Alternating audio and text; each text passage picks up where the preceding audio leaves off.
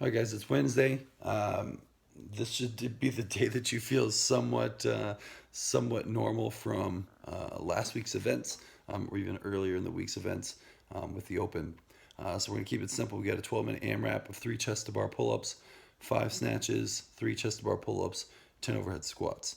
The way I want you guys working on this is crushing chest-to-bars and working on your hardest progression of them.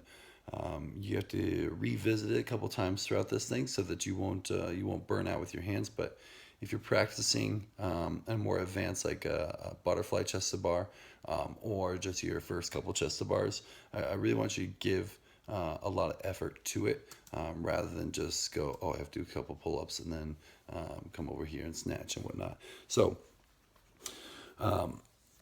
get on the bar, work on your kipping stuff, even if you need to stay on the ground to get some of the fundamentals down. Do so, but play around with going back and forth on the barbell or on the pull bar.